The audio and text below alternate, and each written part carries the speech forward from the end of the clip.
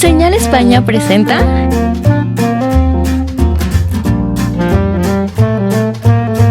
amenas pláticas de arte,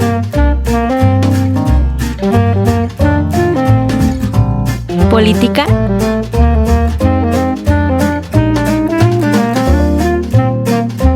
y cultura general.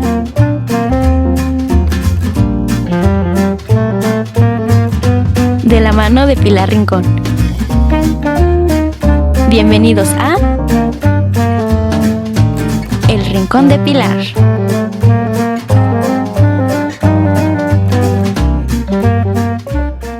A esta altura está bien. Sí, más cerquita, un poquito más cerquita, sí.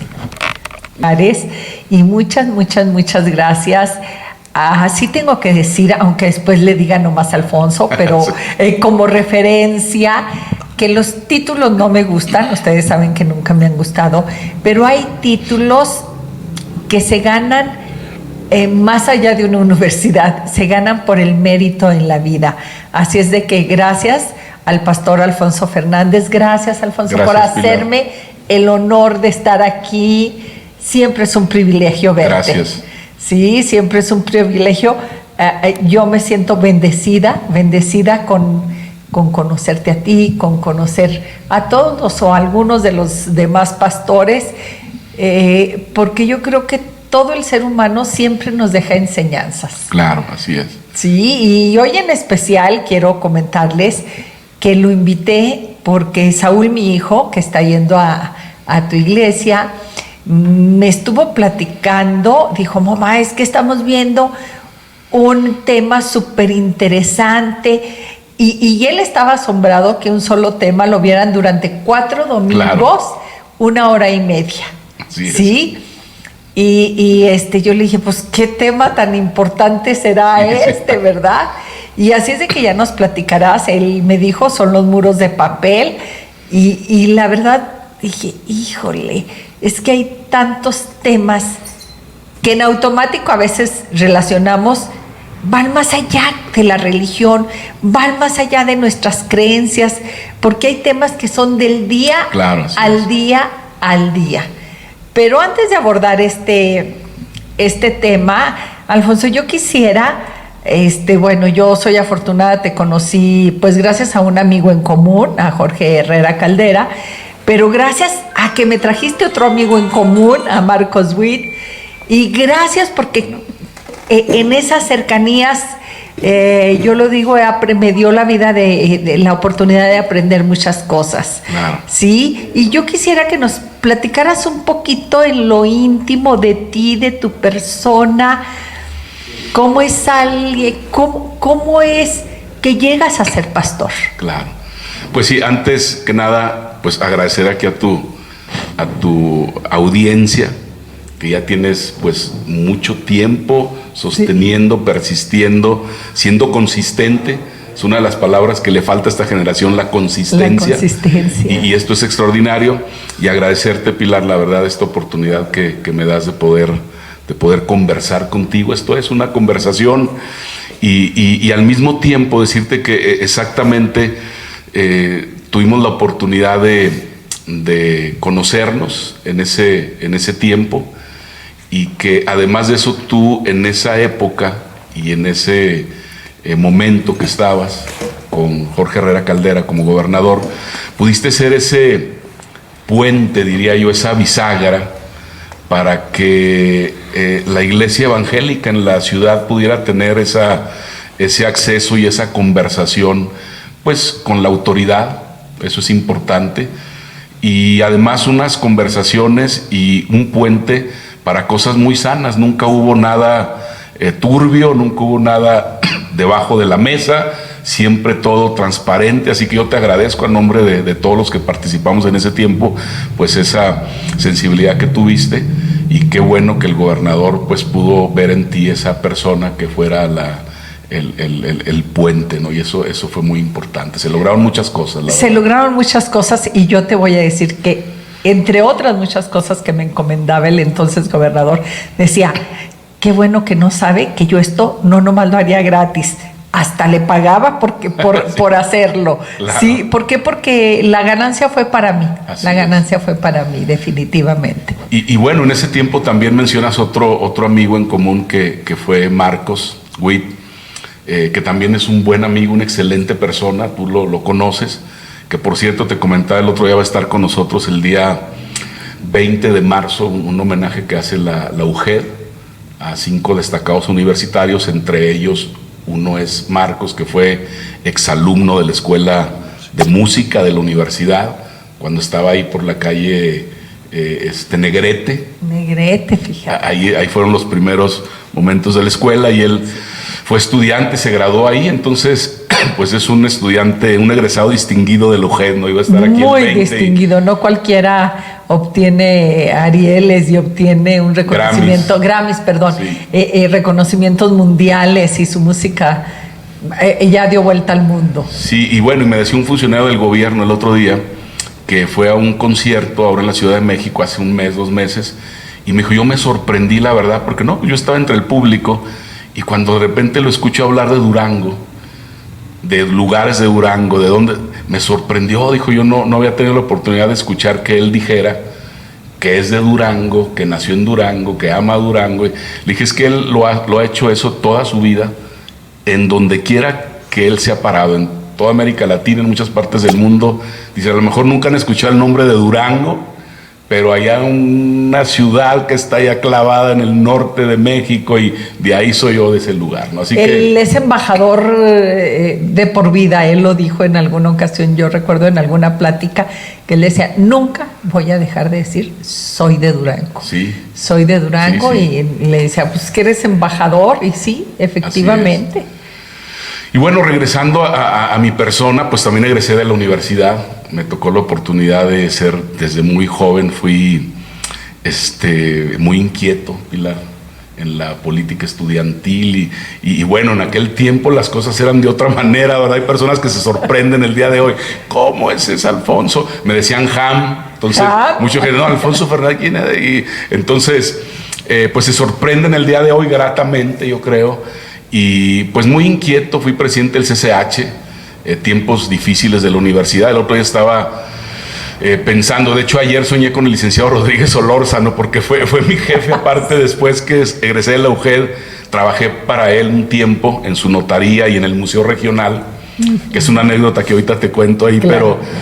Pero así esa época de Carlos Galindo, de José Hugo Martínez, de toda esa gente de la UGED, de grandes personajes que los jóvenes que sí, pues no vamos quizá no saben, pero eran no personajes, o sea, autoridades morales, porque todos ellos eran autoridades morales, más allá del ser secretario general de gobierno 2, 3 sexenios, de ser el rector con más años en la universidad, claro. O sea, eran autoridades morales. Sí, la verdad que mi generación le tocó esa faceta de poder conocer a esa generación y poder conocer a la generación que vino después, pues Ramírez Gamero, Silerio, Guerrero Mier.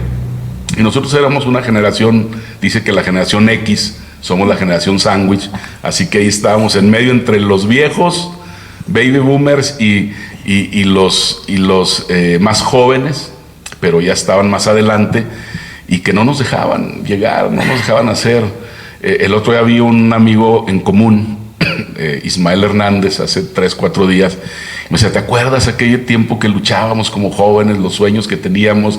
Me dice, pero tú pues te desafanaste, tú ya te fuiste por la parte más fácil, dice, la parte más fácil, ser líder espiritual, y nos abandonaste acá en el proyecto, la política, que es incertidumbre. Le dije, eso de ser más fácil quizás es tu percepción, le digo, pero, y no hay una competencia entre la política y lo espiritual, pero es complicado, es otra manera, es otra atención que tienes que manejar, pero a final de cuentas es una atención constante, ¿no? Y al final yo creo que a ambas buscas el bien común. Exactamente. Sí, porque yo le decía una vez a él o a otra persona, le digo, es que el mejor político que existió y ha existido en la historia de la humanidad, que de hecho fue el iniciador del movimiento para mí geopolítico más espectacular de la historia de la humanidad, es Jesucristo. Ajá. Por la época en la que él estuvo. Le dije, entonces, ¿y por qué él? pues en Derecho a mí me enseñaron, yo egresé a la Facultad de Derecho, me enseñaban una definición de política y decían que era el arte de servir a los demás. Dije, entonces, si política, una de sus definiciones es el arte de servir a los demás, pues Jesús dice que Él vino a servir a los demás y no a servirse de los demás. No más que nos perdemos. Eso sería extraordinario, él, ¿no?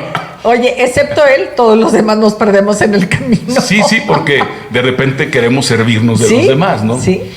Pero exactamente, eso es también la parte espiritual, el poder servir a otras personas, el poder dar, servir, amar, el poner a otros primero, ese es el punto. Y eso es muy difícil en el ser humano. El egoísmo nos gana.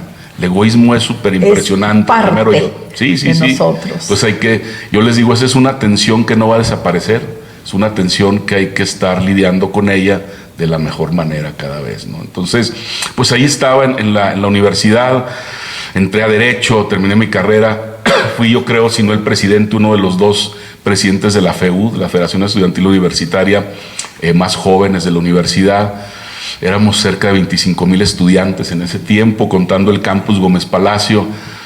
Y bueno, fui el que más duró, ya parecía Fidel Velázquez en la UJED, ¿verdad? Duré 4 años, de 1987, inicié a 1991 y fue una gran experiencia. Conocí muchos amigos, muchas personas, personas que yo creo que pude haberme desviado y tomado otro camino, pero siempre dentro de toda mi inquietud buscaba personas mayores que me frenaban de alguna forma. Hoy recuerdo, tuve varios mentores, entre ellos uno de ellos el licenciado Rodríguez Solórzano, así que entré al museo, porque salí de la FEUD de Derecho, y me dijo, no, mientras vaya hacia ahí, en lo que un puesto para usted, que va a venir, que no sé qué.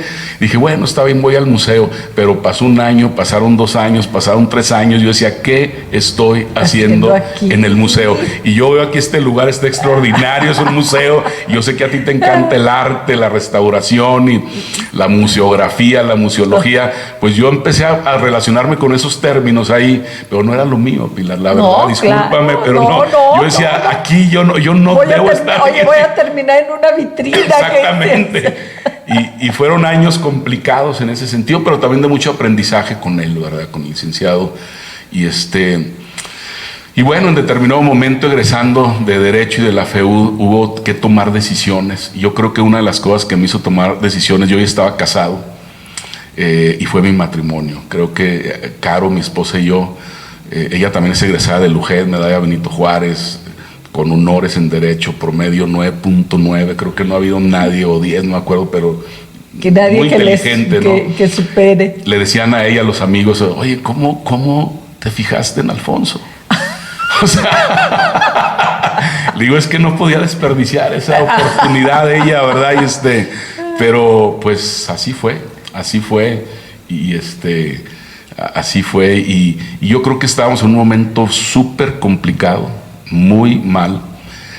Yo tenía un ofrecimiento de irme a la Ciudad de México, estaba con mis amigos aquí en la política, y ahora sí haciendo política de partido, pero pues no, alguien me presentó a Dios de una manera diferente, al menos para mí. No quiero decir que es la única, no quiero hablar de eso en ese sentido, pero hay muchos caminos. O sea, pero para mí era ese momento, sí, era ese momento, y yo tengo un dicho, dice que los mejores amigos son los que te presentan a Jesús como amigo.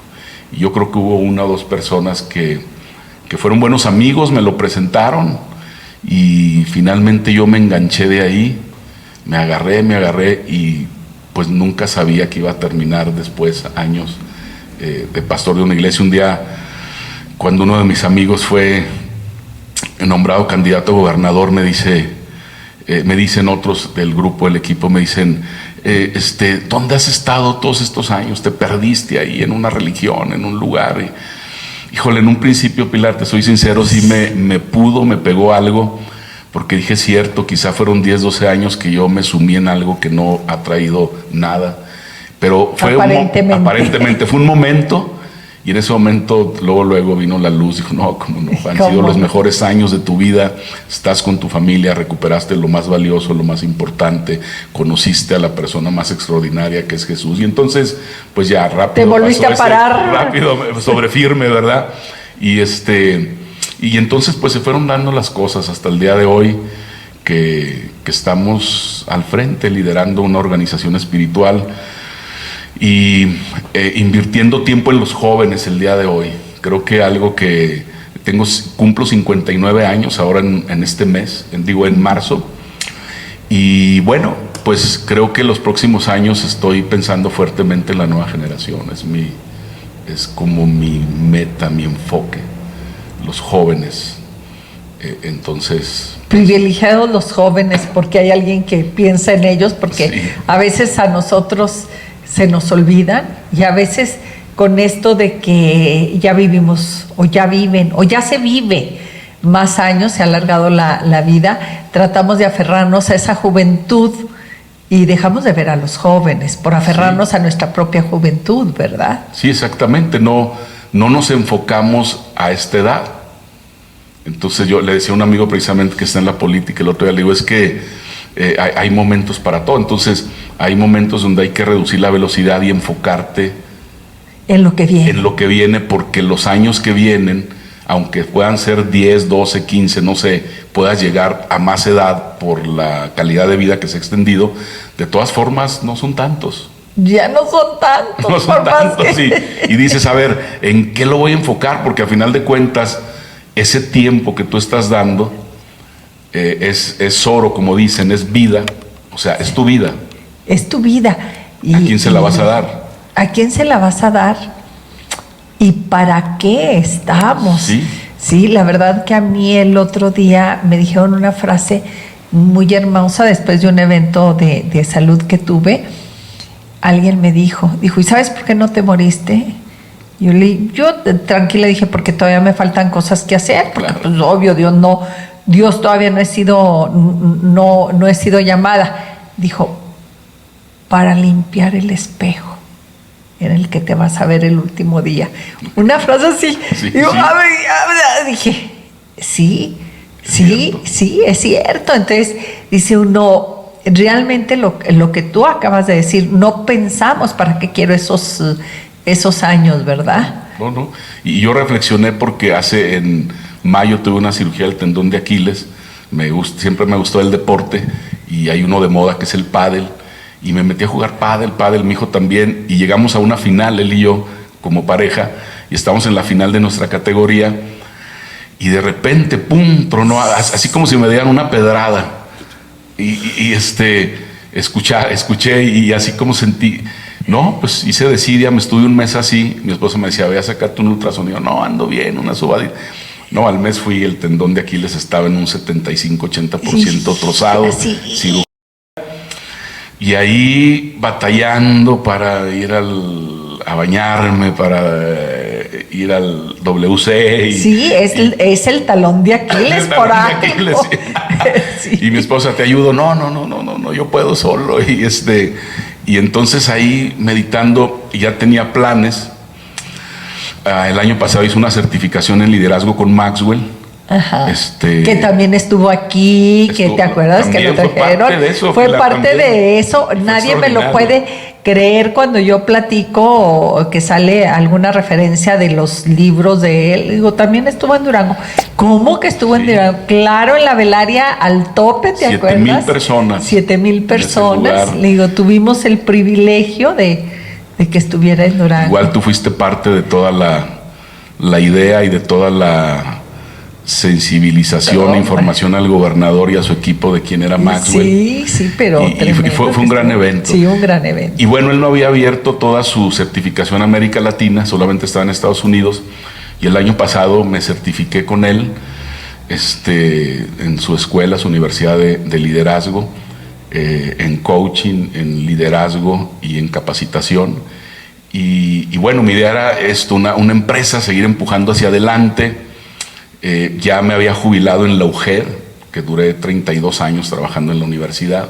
Y el año, como catedrático. como catedrático, y aparte de eso, al finalizar concentré mis horas en el centro de negocios de la universidad. Ah, mira, qué Junto interesante. con un amigo, Rafael Reyes, ahí fuimos partes de que inició, ahora es el tesorero, el del OJED.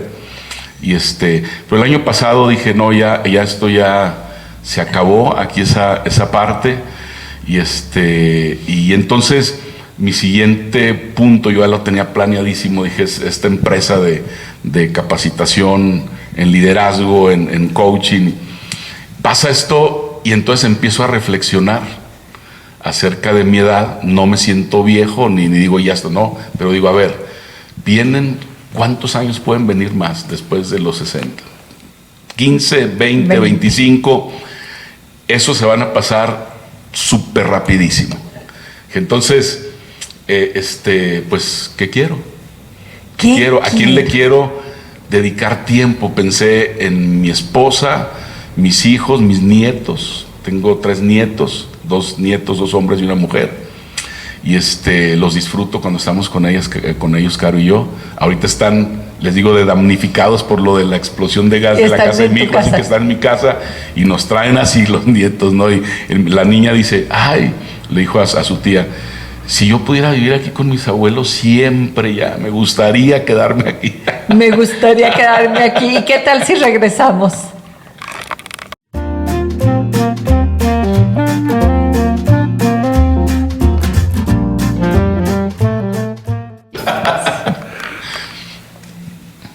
Y están tus nietos en casa y felices y contentos. No, súper contentos. Pues bueno, a final de cuentas, uno ahí, yo no creía en esa parte de que como abuelo consiente uno más, pero es cierto, es que tiene uno más tiempo, es más paciente.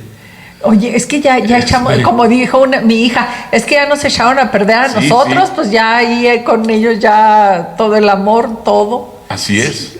Y entonces pensando en eso de Maxwell, dije, bueno, no, pues en esa meditación, en esa cama durante 4 semanas, 5 semanas, dije, no, creo que debo ser, la palabra que vino a mi mente fue enfoque. Enfoque. Necesitas enfocarte en los próximos años de tu vida. Y tiempo, o sea, tu tiempo es súper valioso, es tu vida. O sea, porque es lo único que tenemos. Sí, tú le estás regalando un día de tu vida, 1 hora de tu vida a una persona cuando la ves en un café, cuando estás conversando con esa persona. Entonces, ¿a quién le quieres regalar esas horas de tu vida? Y dije, cierto, yo realmente no tengo necesidad ya de hacer una empresa. De estar haciendo dije, más bien esto va enfoque, y entonces el enfoque empieza familia, empieza yo mismo, empieza jóvenes. Ajá. La siguiente generación. Seguir con tu misión. Exactamente, y pensando ya en esa siguiente generación, es decir, ¿qué necesito hacer? ¿Qué tengo que hacer para poder ayudar, para poner mi granito de arena con la siguiente generación? ¿Cuánto vale la pena? O sea, ¿cuánto vale invertir en la siguiente generación? Y mi respuesta ha sido todo, o sea, lo vale todo. ¿Y entonces decidiste no poner la empresa de liderazgo? No, porque realmente creo que es para los jóvenes, es para eso.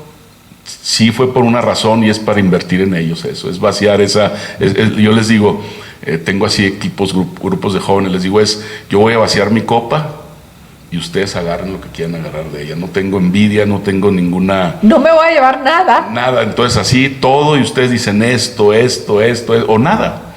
Digo, sí. Pero seré generoso al vaciar esa copa con ustedes, ¿no? Así que esa es la idea. Y qué bello, pero qué difícil debe de haber sido esta decisión, sí. Porque definitivamente en este taller, en este curso, en este diplomado, en este doctorado que hiciste con Maxwell, era con una finalidad. Totalmente, invertí dinero. ¿Dinero? Es una buena cantidad de dinero porque cuesta. No es barato. No es barato, tiempo. Y bueno, yo ya tengo años en el equipo de alguna manera cercano a Maxwell, por Marcos primero, porque Marcos tiene una alianza con él, así que pues la verdad es que desde ya son muchos años ahí, pero no, la verdad que estoy en paz con la decisión. No quiere decir que el día de mañana no pueda surgir algo relacionado con eso, pero hasta ahora eso que te digo es real. Es real, y bueno, sí, a veces, como dices tú, no dudas que el día de mañana, yo todo en mi vida, incluyendo todo, es solo por ahorita, Sí, solo claro. por el momento Sí. sí, porque no puedo tomar decisiones de por vida, Sí, no no. puedo tomar ni para mañana, o sea, por hoy pienso, es más, incluso mis pensamientos, incluso mi ideología. Claro. Digo, hoy estoy convencida de esto, pero ¿qué crees? Me doy la libertad de poder cambiar Claro. mañana. Sí, Y totalmente. porque las circunstancias me han demostrado que puedes estar segura de que yo nunca haré eso y mañana me veo haciéndolo. Entonces, mejor desde hoy digo, por hoy estoy aquí, pero mañana Sí. no sé. Esa palabra nunca y siempre, la verdad. No, deberíamos de desaparecerlas no deben estar ahí. de nuestro vocabulario. Pero estábamos, a ver, yo quiero preguntarte, ¿creciste dentro de una familia evangélica? No, eso fue lo más tremendo, ¿no? Porque la familia donde yo crecí no era una familia religiosa o espiritual, o sea, nunca nadie de mi casa me dijo ve a misa, ni me llevaban el domingo a misa o a una iglesia evangélica, nada, o sea, realmente no pasaba eso.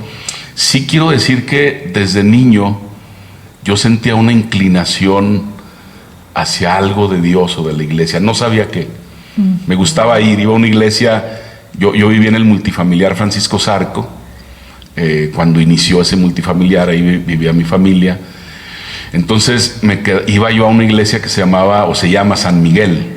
Ajá, Entonces, claro, no que sé, está a una cuadra. cerca ahí. Sí, Ahí por Pino ahí Suárez y sí. Ahí me bautizaron, ya hice mi primera comunión también y me acuerdo de las clases y todo eso. Y después de eso, con una persona mayor que tenía un restaurancito ahí abajo del multifamiliar, él iba a misa los domingos y me pegaba con él. Siendo adolescente, o sea, me gustaba ir, no sabía ni qué, te soy sincero, Sí, no va recuerdo más allá nada. de las creencias Sí. y la religión en sí, es este momento de comunión. Así es. De comunión con lo divino. Así es. Y entonces pasó el tiempo y yo les digo que por alguna razón, cada vez que iba a misa, el sacerdote o el padre me pasaba a mí a leer la lectura sobre el lectura de ese Evangelio. día. ¿Por qué razón? No sé. Y entonces cuando yo estaba en la FEUD, pues mi oficina estaba en el edificio central, entrando al edificio central, Sí. a mano izquierda. A mano ahí izquierda, estaba. sí, que estaban ahí las... Y ahí estaba San Juanita de los Lagos. Entonces yo llegaba, no diario, pero sí por lo menos 2 o 3 veces, literal, durante 4 años. Y llegaba directo a la iglesia, al templo. No había misa a esa hora, era en la mañana, pero estaba abierto. Me sentaba en las bancas y volteaba a todos lados. Trataba de tener una conversación ahí y me preguntaba, pero no encontraba una respuesta, porque además no se la pedía a nadie. O sea, yo solamente entraba en mi idea Sí. y luego salía y hacer el jam de siempre. O sea,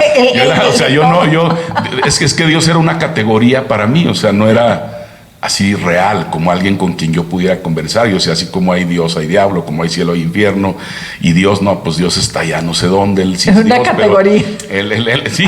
Me gusta eso. Sí, y entonces decía, bueno, pues, y entonces siempre hubo algo. No crecí en nunca abrí una Biblia. atracción. Algo, sí. Entonces cuando alguien me lo presentó, que te decía hace rato, pues para mí fue maravilloso, la verdad, fue un descubrir eso que yo creo estaba buscando desde niño. Eso era lo que esperaba. Se abrió, ¿sí? Sí. Y entonces sucedió, ¿no? Sucedió y bueno. Y te pues, enamoraste, totalmente. porque caíste en el amor con él. Totalmente, o sea, fue diferente. Y quizá también esa búsqueda paternal, porque mi papá, yo a mi papá lo vi como 2 o 3 veces nada más en toda mi vida. Okay. Se fue a la Ciudad de México y no estuvo. Papá ausente. El papá ausente es que se va, o el que está también pero no está. Sí. O sea, pero al final del día. El que no nos abraza. Sí. Pero él fue ausente totalmente, o sea, físicamente incluso. Entonces, 2, 3 veces en mi vida. Y creo que por eso, como te decía hace rato, de alguna manera siempre busqué ese coacheo, ese mentoreo en personas mayores que ahora entiendo me ayudó. Claro, Yo tengo en mente aquí varios. Sí, que en buscabas su al papá momento, ausente, obvio. sí, fueron varios. Uno de ellos, te digo, el licenciado Rodríguez Solórzano. un tío político que era esposo de una tía, el licenciado Francisco González Arellano, no sé si lo conocieron, escucharon hablar de él alguna vez, el doctor Ramírez Díaz, que fue rector de Sí, claro, cómo porque no. me tocó siendo yo presidente de la FEUD, entonces me hablaban, platicaba con ellos, hey, mire, joven, así, Y el que siempre abrazaba y... Se tomaba el tiempo conmigo para darme consejos. Entonces creo que algunos los tomé, otros no los tomé definitivamente, pero tomé varios y eso me ayudó muchísimo, la verdad, ¿no? Y yo creo que fue también, hoy lo puedes ver si volteas hacia atrás, claro, estos personajes, pues también Dios los puso en mi camino, ¿verdad? Para Totalmente. Que me fueran orientando a falta del Padre, ¿verdad? Sí, yo les llamo diosidencias. Yo también, yo digo las diosidencias. O sea, es que no hay casualidad en la vida. No. Es que fue una casualidad que me la encontré, ¿no? No, para algo. Viene a traerme un mensaje. Sí. Y entonces así fue curioso que no crecí en un hogar. Fíjate, que pero qué interesante, eso. Porque tu corazón ya lo buscaba. Sí, estaba en una búsqueda y fui sensible a eso. Y yo creo que esa búsqueda está todo el ser humano. Yo les digo que el ser humano tiene un vacío del tamaño de Dios. Quiere decir que ese vacío el ser humano, todos, lo queremos llenar con muchas cosas. Dinero, mujeres, hombres, títulos, logros, lo que sea. Y lo vamos obteniendo, algunos, otros no. Pero te das cuenta que cuando lo tienes, no acaba de llenar ese vacío. El vacío sigue del mismo tamaño. Porque el único que lo puede llenar, curiosamente, es Dios. Es de su tamaño. Entonces, yo creo que cuando estamos en esa búsqueda, pues es recomendable que podamos voltear nuestra mirada a Dios y ser brutalmente honestos, sin religiosidad, para decir, pues sí, es lo que me hace falta, es lo que necesitaba. Y eso no quiere decir que ahora seas un religioso, ahora seas perfecto, no. O que dejes de tener y aspirar a tener un coche o aspirar a tener una casa. Nada, dinero, nada. No tiene que ver con eso. Dios no está peleado con el dinero. Yo les digo, el dinero no es un problema para Dios, el dinero no es malo. Le digo, el dinero no es malo, el dinero evidencia la maldad que hay en tu vida. Pero el dinero no es malo en sí mismo, solamente evidencia cuando lo quieres o lo tienes, pues. Sí. ¿A qué le destinas? Exactamente. Sí. Pero el dinero en sí mismo, pues no es ningún problema. Claro que no. Y entonces, después de esos 3 años que estás en el museo, ¿te vas a dónde a trabajar? Estando ahí en el museo, bueno, no, estuve más años, por eso dije 1 año, 2 años. De ahí ya estaba siendo parte de la iglesia. De la iglesia. En ese tiempo conocí al papá de Marcos, don Francisco Warren, a la hermana Nola, a su mamá, toda su familia, los conocí. Yo salí de abogado. En el 91 yo conocí de Dios. Inmediatamente me invitaron a esa iglesia donde ellos estaban. En el 92 viene la reforma de Carlos Salinas a muchos artículos de la Constitución. Uno de ellos fue el artículo 130, el tercero constitucional, todos los que tenían que ver con el tema religioso. Bueno, hubo más, pero esos. Y entonces, oye, ¿usted es abogado? Sí. Y un abogado en la Ciudad de México les cobraba 1 millonada por arreglar el registro constitutivo como AR y todo el tema de los papeles migratorios de todos ellos y de otros misioneros amigos de él a nivel nacional. Le dije, oiga, pues si confía en mí, yo lo puedo ayudar. No, pues que sí, me veía joven. Yo tenía 27 años. Híjole, o sea, entonces, sí, porque era un paquetazo. Era un paquetazo. Pues fuimos a la Ciudad de México y pues ahí en Gobernación llegamos, en Bucareli, una filota. Yo había ido ahí a Bucareli, pero cuando el problema de los 100 días, la huelga de Luján, yo era presidente, y para la solución final nos citó el secretario de Gobernación. Pues no nos citó, nos llevaron casi a fuerza a todos, pues al rector, a los 2 rectores que había, el que decía que era, el que no era, los líderes del sindicato y a nosotros. Yo había estado ahí, nos tuvieron. Yo entré a las 5 de la tarde a Bucareli y me soltaron a las 6 de la mañana. Como preso político. Sí, toda una experiencia. Muy bien se portaron, pero solos ahí. A todos nos tenían separados en diferentes oficinas. A ver, ¿y usted qué dice? ¿Y usted qué dice? ¿Y cómo está ahí? Hasta que ya el secretario de Gobernación era... Ay, no, creo que... No, el subsecretario era Carrillo Lea. Y el secretario era, creo que, Patrocinio. No me acuerdo cuál era de ellos, pero... Total, fuimos y y ya nos dijeron, no, ¿dónde viene Durango? No, pues no, está muy difícil. Nos votaron. Entonces me acordé que el licenciado Ramírez Gamero era el secretario de Acción Política de la CTM. Él fue gobernador cuando fui presidente de la FEU y él me estimaba mucho. Conoció a mi papá, estuvieron juntos en la universidad y bueno, había un aprecio de él. Te tenía identificado. Sí, no, y más por las cosas que hacíamos en la FEU. Ya no soñaba y y fui con él. Me dijo, ¿qué necesita? Viene por dinero, unos boletones, no vengo a pedirle nada. Le dije solamente que soy abogado, usted sabe, y también soy cristiano, él lo sabía. Le dije, y pues la verdad es que nos votaron acá de Gobernación, ¿puede hacer algo? Me agarró el teléfono, si era Patrocinio, le habló a él. Directo. Un teléfono ahí directo, así, oye, pues, un amigo de Durango, dígale que se venga rápido. Y regresamos, los que nos habían corrido ahora pásenle. Con el director de Asuntos Religiosos, nos dijo ya todo cómo, y bueno, arreglamos todo ahí. Estoy hablando de esa pregunta que me dices de qué pasó después de esos años. Inicié en la iglesia y es lo que hacía. Sí estaba practicando mi carrera como abogado, pero más tuve la oportunidad de meterme en el aspecto religioso, que no muchos abogados le saben a la fecha, porque pues yo tuve la oportunidad de practicarlo con muchas AR. O sea, tuve la dicha, creo que Dios me dio, de poder ayudar a muchas iglesias en todo México, no solamente en Durango, de arreglarle sus asociaciones religiosas. Y es el momento de preguntar, que sé que esta pregunta te la habrás hecho muchas veces. ¿Fui abogado para arreglarles esto o estaba dentro de la religión para ser abogado? O sea, es esas diosidencias que dices tú, pero era el elegido.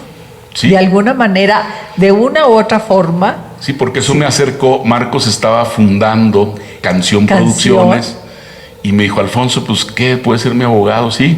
Entonces, durante muchos años fui el abogado de la empresa de Canción y su abogado personal, que también fue otra dicha, que fue parte de mi profesión, del derecho. Esas dos cosas las amé, la verdad, la parte del derecho religioso, si lo podemos llamar así, y el derecho empresarial, porque tuve la oportunidad de capacitarme, hacer diplomados y todo, lo que fue en derecho corporativo, para poder ayudar a Marcos, porque pues creció, así que había que establecer empresas en muchas partes de América Latina, en Estados Unidos, y pues me dio oportunidad de meterme a los tratados y a ver toda esa parte y estar enfocado solamente ahí en eso. Pero la parte espiritual, o sea, estaba dentro como abogado, y yo nunca pensé, la verdad, que iba a ser pastor un día. Pero fíjate, o sea, no. O sea, pero yo no tengo derecho a eso. Eso es para gente perfecta, quien nunca se ha equivocado, quien ha llevado una vida intachable. Y yo, la verdad, yo les decía, yo me doy por bien servido, que Dios me haya perdonado todos mis 27 años de vida totalmente alocada, porque esos 27 años, bueno, no los 27, pero de los 15 en adelante, o sea, yo viví como si fueran 40 años. O sea, yo me porté mal y me porté mal. Yo luego les digo, siempre he sido radical. O sea, si estoy aquí, estoy aquí. Si estoy acá, estoy acá. No me ando con que a medias y que sí, que no. Y que le fumo nomás tantito. Era a fondo, y así fue a fondo. O sea, pero entonces acá yo decía, no, pues eso ni me pasaba por aquí. Pero fíjate, qué hermoso, porque precisamente dices tú, él ya lo tenía planeado. ¿Sí? Te tenía que pulir en todas las maneras. Totalmente, porque fue un proceso, y eso lo aprendí. Yo soy muy desesperado, muy impaciente. Creo que la pandemia, una de las cosas que más trató Dios conmigo fue la impaciencia y fue la incertidumbre, porque una persona impaciente, odiamos la incertidumbre. Sí. O sea, es día o es noche, llueve o no llueve, se vende o no se vende. Nada de tibiezas, nada de tibiezas. Entonces, Híjole, la pandemia nos pulió a nosotros porque Sí. no podías, era ir al día. Era ir al día porque decían un día y siempre eran dos, y al segundo no sabías cuánto iba a ser. Pero fíjate, otra cosa llena de bendiciones era, y porque yo creo que esto nos tiene que servir de ejemplo a todos, jamás te pidió dejar tu carrera.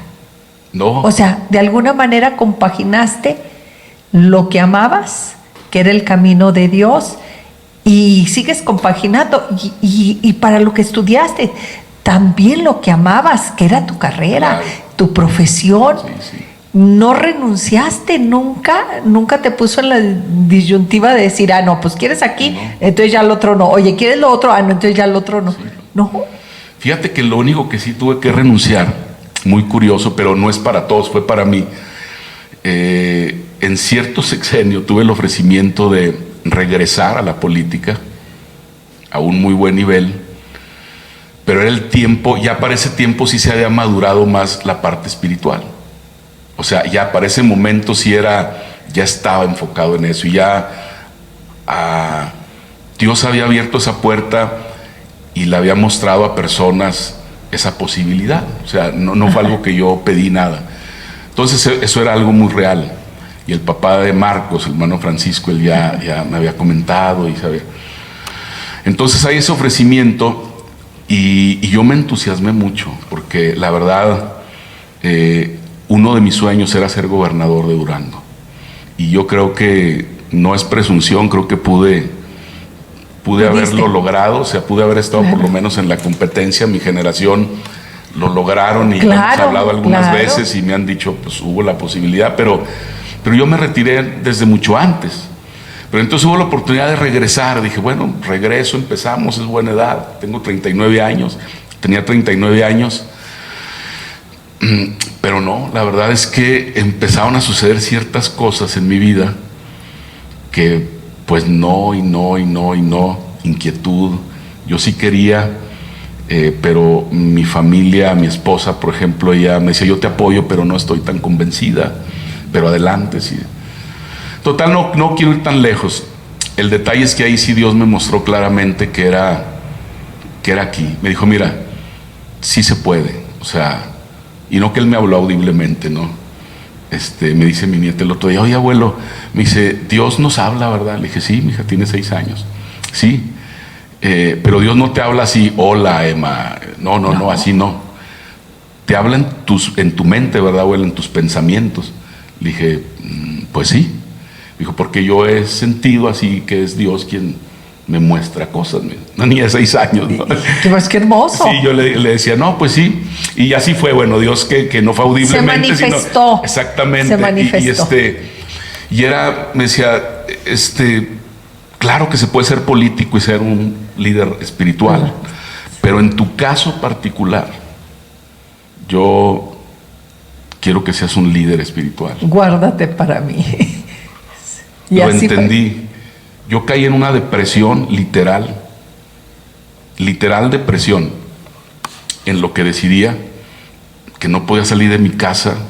Los síntomas de la depresión, fue una depresión.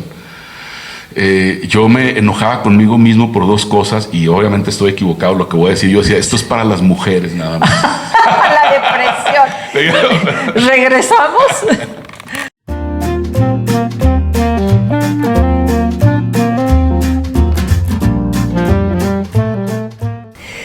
Oye, y estábamos con que esta decisión, ¿te sentías deprimido antes de decidir?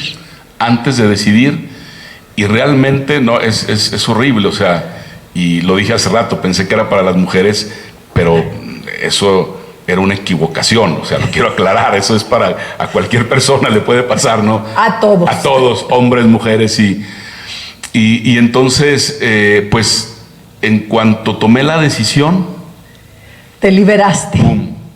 Todo cambió,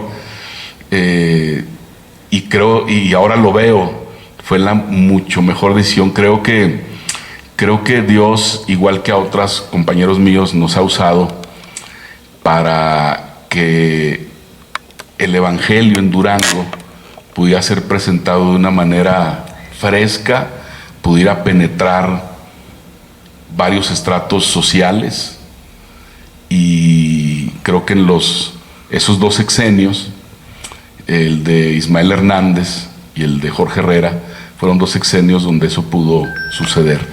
Y lo aclaro, nunca hubo ninguna situación oscura. De hecho, Ismael fue el primer gobernador en la historia de Durango que estuvo o asistió como gobernador a un evento evangélico. Le costó, lo criticaron muchísimo, pero fue un desayuno precisamente donde Marcos dio una charla de liderazgo, un desayuno para 1000 personas, y ahí estuvo. Y el primer gobernador también que estuvo en una reunión de oración en la Cuarto Centenario, que se transmitió a 117 países vía satélite, y era diputado federal Jorge Herrera también, sí, y estuvo ahí presente. Entonces se rompieron paradigmas en ese tiempo. Claro. Porque es que es la relación de las iglesias y el Estado, no la relación de la iglesia y el Estado. Entonces creo que fueron valientes al romper ese paradigma, ¿verdad? Y respetar entonces a las diferentes expresiones religiosas o iglesias del Estado. Y porque al final yo sí voy a aclarar algo, todos somos cristianos. Pues es que sí, o sea, es que es algo que yo siempre voy a defender, sí, cuando dicen los cristianos, yo soy cristiana, claro, todos somos cristianos.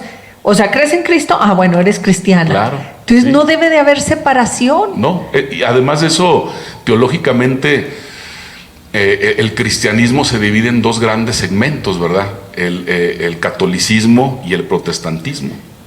Sí. Teológicamente hablando. Entonces, en realidad el cristianismo, el origen es el mismo. Cuando hablas de cristiano es todo ese segmento. Es todo, exactamente, es todo, porque venimos de Cristo. Pero sí, definitivamente yo creo fue tratar, yo usaría una palabra, dignificar. Sí. Dignificar todas las creencias, todas las religiones. Sí, sí. O sea, es que no importa a quién. No. Lo que importa es el origen. ¿Crees en Cristo? Aquí sí, estamos. Y eso fue maravilloso. Y entonces, ya con los años pensé, yo creo que la influencia fue mayor a que yo hubiera dejado y estado segmentado ya sí, a eso. A una secretaría, hubieras estado ahí, 3 años, a 6 años y se acabó. Y aquí es sigue con un granito de arena aportando a nuestro Durango, a la sociedad, y entonces pues en paz totalmente, ¿no? En ese sentido. ¿Sigues siendo abogado? ¿Sigues trabajando como abogado? Sí, esa parte, ya desde que empecé con Marcos, con canción, con las iglesias, desde ahí dejé la parte de litigar como abogado postulante, porque eso implica audiencias, estar pendiente, esa parte la dejé. Actualizándote. Y me especialicé más en la parte de derecho religioso y derecho corporativo o empresarial, como le llaman, ¿no?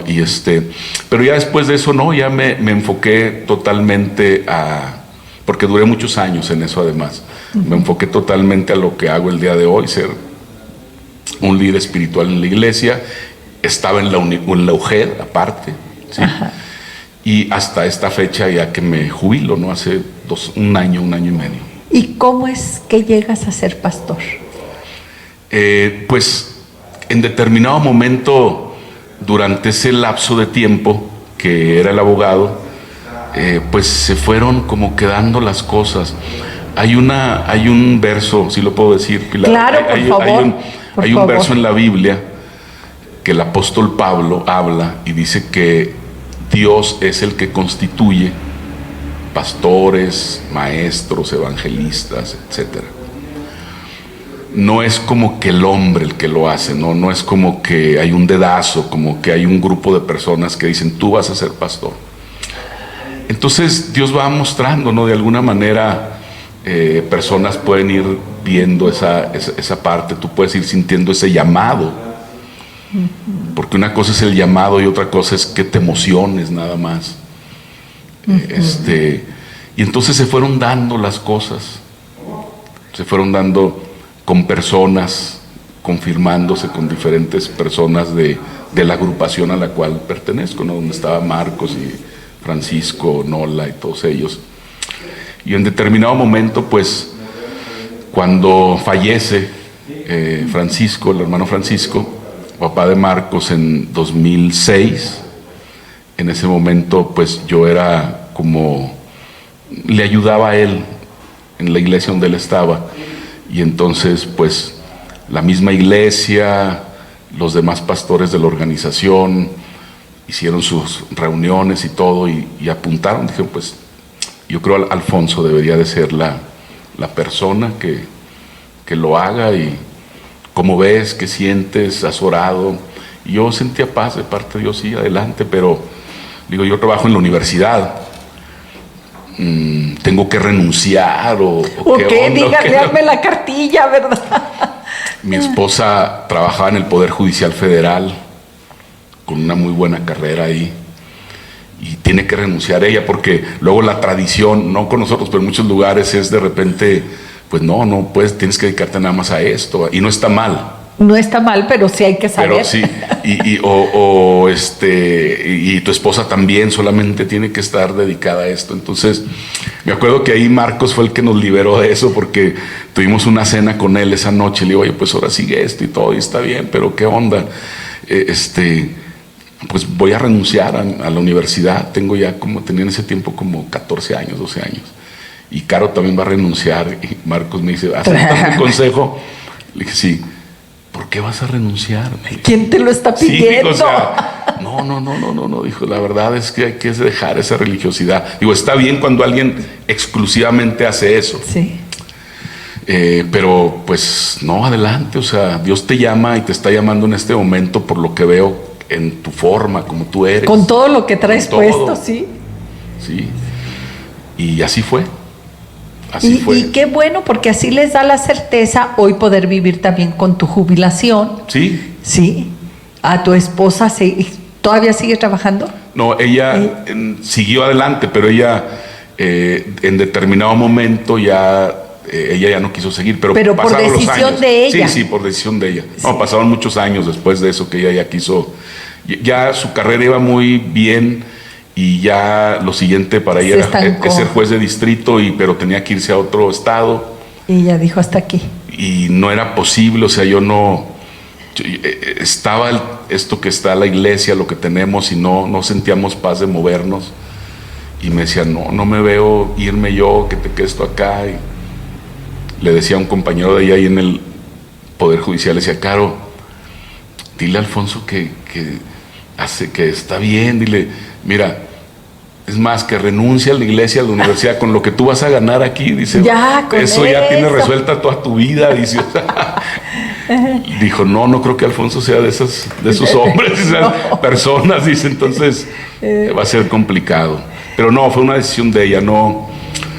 Yo he aprendido a que ella tome sus decisiones, ¿no? Recién que nos conocimos no era así, era yo muy macho mexicano, de esos. Todavía estamos en este lapsus de pecado, no sé qué. Sí, me dice. De excesos. Me dice en aquel tiempo ella iba a estudiar, me dice, ¿cómo ves? Nos casamos estando yo entre leyes, ella estaba en prepa todavía. Y me dice, ¿cómo ves, Alfonso? Pues quiero estudiar Derecho, ha sido mi sueño. ¿Sí me dejas estudiar? Esas fueron las palabras. Yo le dije, déjame pensarlo, le dije, literal. Hizo mal ella, pero tú estuviste peor.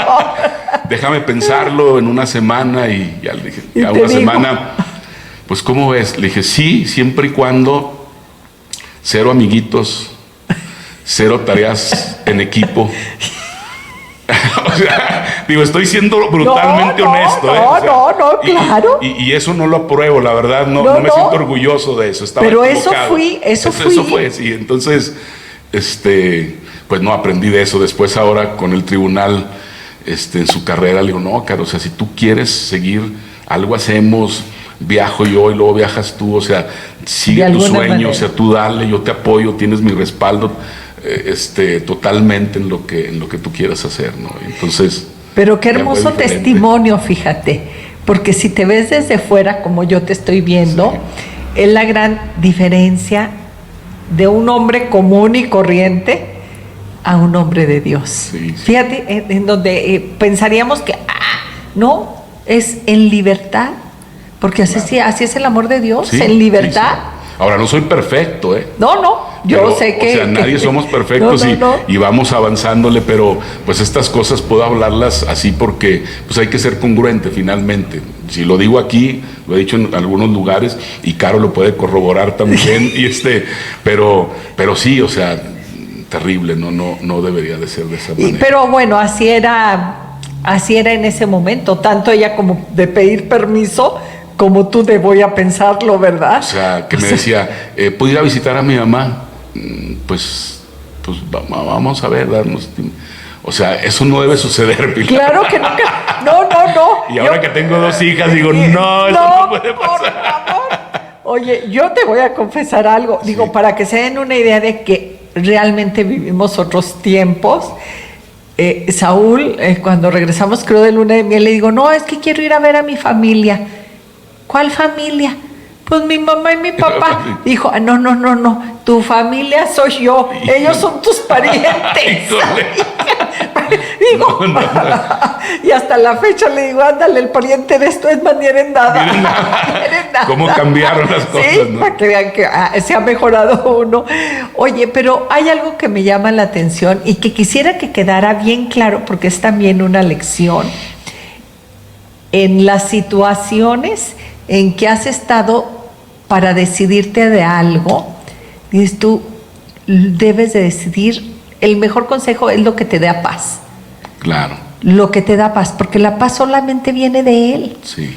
Sí, y como le dices, estuve a punto de la depresión, pero en cuanto tomé la decisión que venía de lo alto, te llenaste de paz. Claro. Te llenaste de paz. Sí. Entonces yo creo que eso es lo más maravilloso cuando sabemos que viene de lo alto, cuando Sí. sabemos que viene de Él. Sí. Y bueno, y a veces, Pilar, también es importante decirlo, a veces esa paz no la vas a experimentar, pero sabes que viene de Dios. O sea, tú dices, bueno, no es lo que quiero, está complicada la situación, pero esto es. Esto es. Esto es, o sea, y entonces yo digo que ahí es donde una persona llega a esa comunión o a esa relación, me gusta más decir relación con Dios, cuando llega a ese momento de rendir su voluntad a la de Dios, aunque no crea que sea lo correcto o aunque no sienta hacerlo. Y te está doliendo. Te está doliendo. Sí. Y yo les digo que es el Getsemaní, porque así dice la Biblia, que Jesús llega a ese huerto y que ora ahí. Él sabe que a los 2-3 días va a ser crucificado por los judíos y los romanos. Y entonces en ese momento hace una oración que todo mundo la hemos escuchado alguna vez. Él le dice a Dios, Padre, si puedes pasar de mí esta copa, pásala. Y viene la respuesta de Dios, que seguramente es no, porque la respuesta de Jesús es, está bien, no se haga mi voluntad, sino tu voluntad.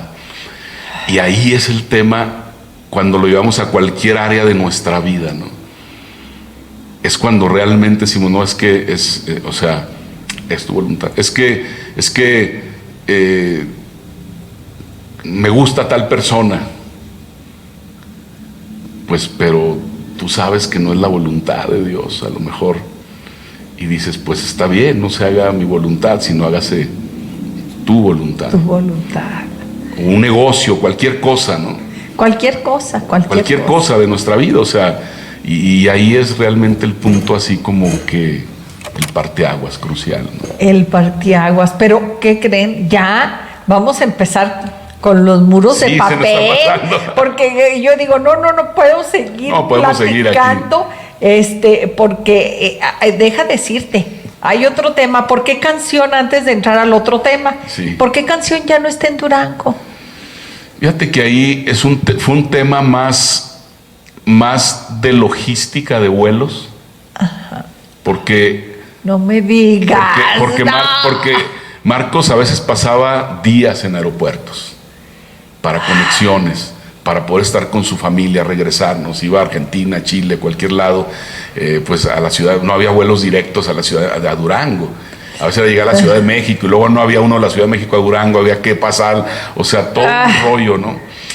Mucho, no digo que todo, pero mucho tuvo que ver esa parte, ¿no? Él estando en Houston, pues obviamente él, el mismo día, él me ha contado anécdotas que un mismo día ha estado en un país, en Nueva York, y luego dormir en su casa, ¿no? O en dos países dormir en su casa, o sea, por la facilidad de los vuelos. Exactamente, entonces mucho fue por esa razón, ¿no? Fue por esa razón y bueno, pues finalmente así fue que se fue todo a Monterrey primero y luego ya a Estados Unidos, a Houston. Ah, qué lástima, nos perdimos de algo, de una gran escuela. Sí, era canción y luego era la escuela de música. La escuela de música, el CCDMAC, llegó a haber 350 estudiantes de América Latina y de Europa, algunos. Yo en ese tiempo, como te decía hace rato, aparte de lo religioso, llevaba la parte de y la parte toda migratoria. Okay. Entonces, para arreglar documentos de muchos de ellos era viajar a la ciudad de México. Primero estaba en Mazatlán, la oficina de migración, y luego la cambiaron a Torreón. Entonces Durango primero teníamos que arreglar Mazatlán y luego Torreón, y luego algunos en la Ciudad de México. Pues realmente migración se abrió en Durango por la escuela de música de Marcos, porque no había demanda, en esos años no había demanda para justificar una oficina así, pues eran 350 trámites migratorios, casi. Y fue lo que justificó que se abriera. Justificó, y claro, hubo algunas cositas más, pero principalmente eso, me lo dijo ahí la persona que el primer delegado de dijo, no, es que casi todo el trabajo era del CCDMAC, ¿no? Y esto nos ahorró viajes a otros lugares. Qué interesante, pero nos quitó después la canción de aquí de Durango, hombre. Sí, qué bueno que nos ahorró viajes, porque Marcos en ese tiempo andaba volado, le habían dado su licencia de piloto, tenía una avioneta. Me decía, ¿qué? Pues vamos por nuestros órdenes migratorios, vamos a la Ciudad de México en la avioneta, no, a Torreón era. A Torreón. Y yo, ay. Y sufrías. Sí. Pero no, sí era buen piloto, es buen piloto, pero en un principio, como eran sus primeros pininos, sí era como que dudaba algo. Como sufrir. Oye, y antes de entrar al otro tema también, porque sé que muchos quieren ver a Marcos Witt, va a haber, ahora que venga el reconocimiento de la universidad, ¿se va a aprovechar para algún concierto o algo? No, esta vez no. Quizás se puedan sentar las bases para algo. Él ya me había dicho hace tiempo que, me dice, Alfonso, dijo, he grabado discos y ninguno de mis discos lo he grabado en mi ciudad, dijo, en mi estado. Dijo, antes de la pandemia, de hecho, me había comentado eso. Dijo, tengo la ilusión, ojalá se pueda dar un día, dijo, de grabar mi próximo disco o un disco en vivo, dijo, en Durango. En un concierto en Durango. Un concierto en Durango. Dijo, pues sería genial, lo ideal. Le digo. No, pero bueno, ahí está eso, no estamos diciendo que ya es un hecho, me lo comentó hace tiempo y bueno, hay que ponerlo para él, claro. Hay que ponerlo. Regresamos.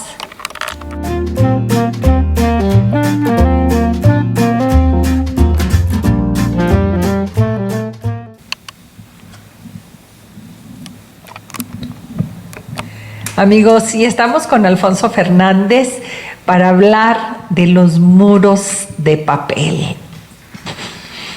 Decías hace rato al inicio del programa acerca de lo que comentó Saúl, tu hijo, de cómo en varios segmentos, en varias reuniones o sesiones se puede tocar un tema.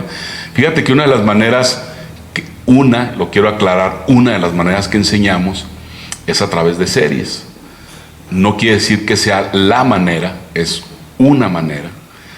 Y lo que hacemos es precisamente desglosar un tema en 2 o en 4 o en 6 o en 8 sesiones máximo.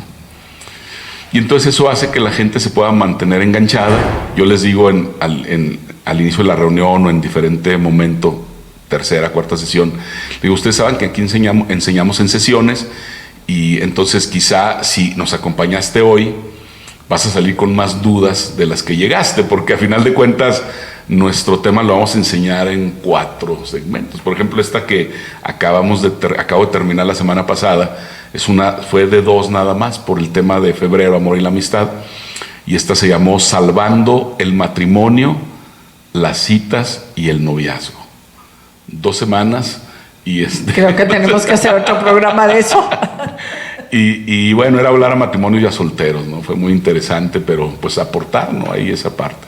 Entonces esta serie, Muros de Papel, fue de 4 semanas, fue una serie de inicio de año, y de inicio de año a lo que apelábamos en esta serie básicamente era a decir que hay cosas en la vida que debemos llevar con nosotros, ¿sí?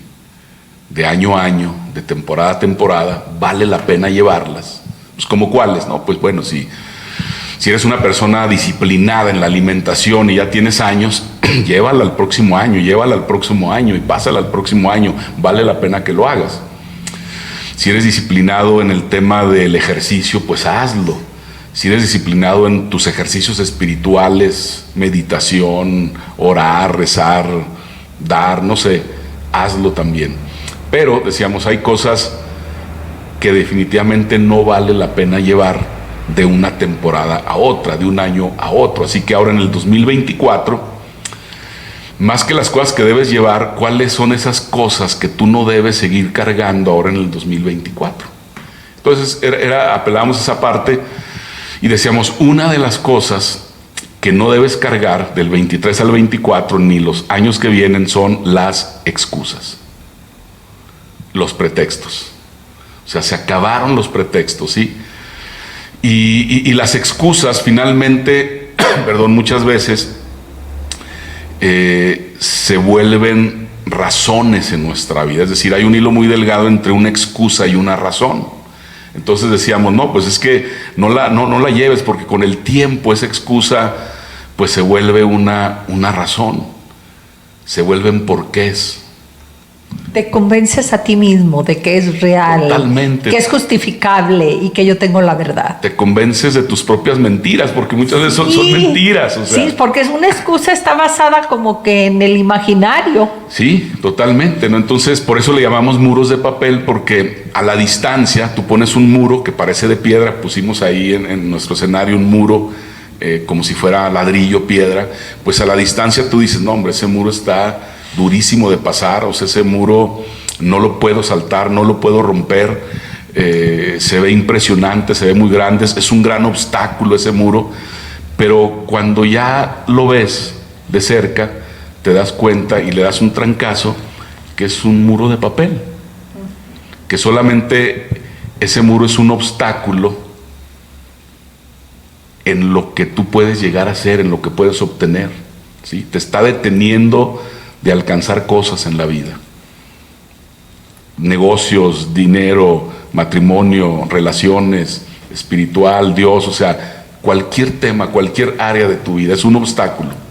Entonces, pues apelamos a esa parte en la serie, cómo esas excusas van logrando y van haciendo todas esas cosas, ¿no? Pero es un muro, fíjate, así como me lo platicas, es un muro que yo hago, pero que yo me la creo, que no lo puedo pasar, pero les hago creer también a los demás que por eso no estoy del otro lado, porque está ese muro. Claro, porque una de las frases que decíamos en la serie era que de qué nos estamos perdiendo en la vida, o de qué nos estamos perdiendo fuera de nosotros por ese muro que hemos construido a nuestro alrededor. ¿De qué te estás perdiendo? ¿Qué te estás perdiendo? ¿Sí? Porque tú te la crees, que es cierto.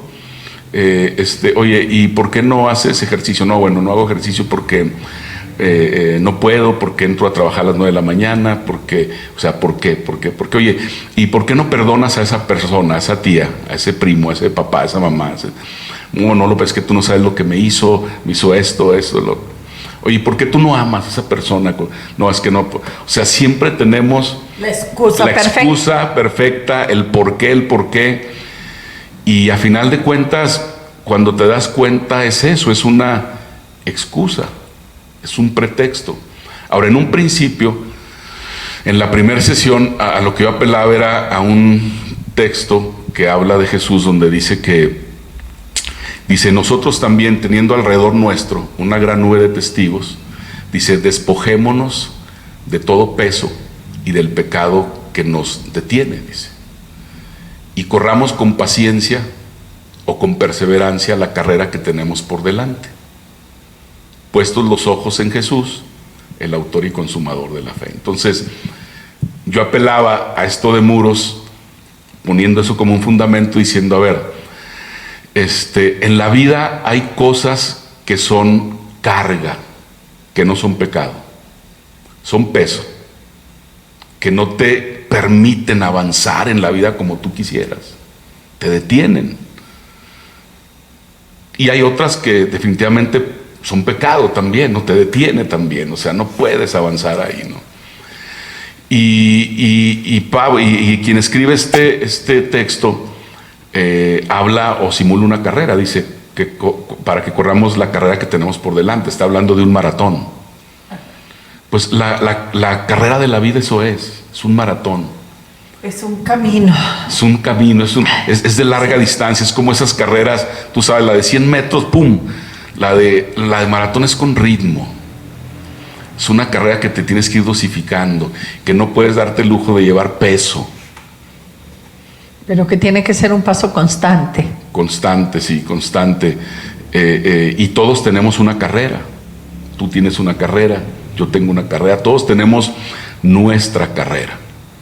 Entonces, dice, corramos con perseverancia la carrera que tengamos por delante, puestos los ojos y ahí es lo importante, el enfoque, es decir, esta carrera de la vida me voy a enfocar en ¿qué? En las cosas que no tengo, en las cosas que quiero y no tuve, en las carencias, en las faltas de oportunidad, echarle la culpa a los demás. Echarle la culpa a los demás, o sea, ¿en qué voy a tener mi mirada para correr la carrera de la vida? Que tiene que ver con las excusas, los pretextos, ¿verdad? Es que no tengo.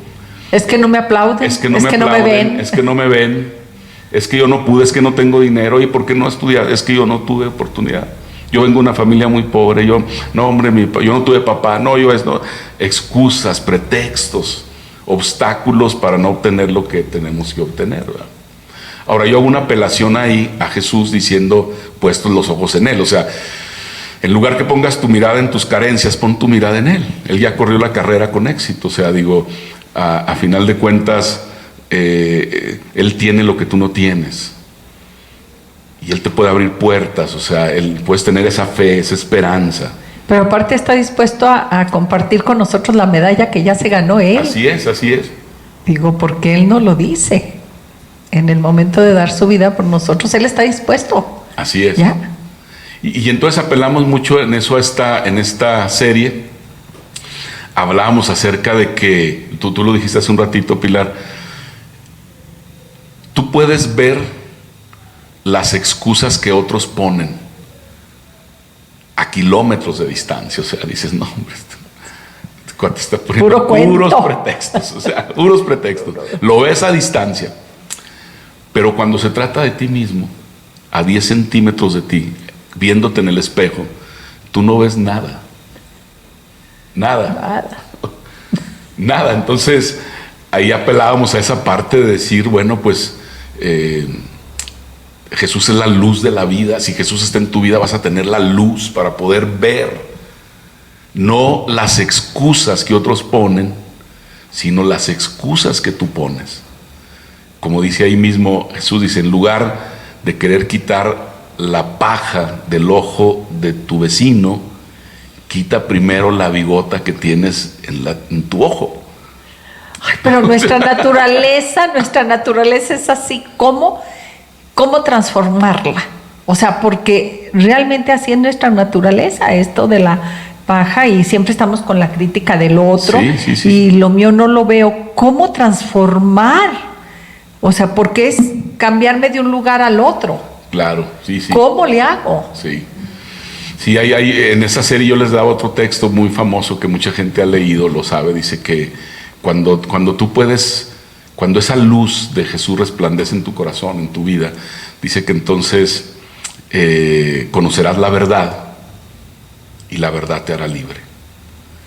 Entonces, la manera de vivir en luz y en libertad, pues es, y en verdad es poder conocer a Jesús, ¿no? O sea, no estoy hablando de una manera religiosa, te lo prometo. La verdad es que eso tenemos que entenderlo, sí, por favor. No estamos hablando de religión, no, para nada. Estamos hablando de espiritualidad. Exactamente.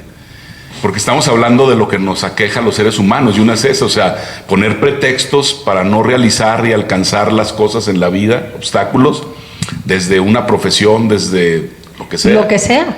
Un negocio, que un siempre llego tarde. Siempre llego tarde. Sí, o sea. Sí, por ejemplo, tú entras al trabajo, ¿no? Y llegas a tu tarde, y es más fácil decir que no es que llegué tarde porque el tráfico está increíble.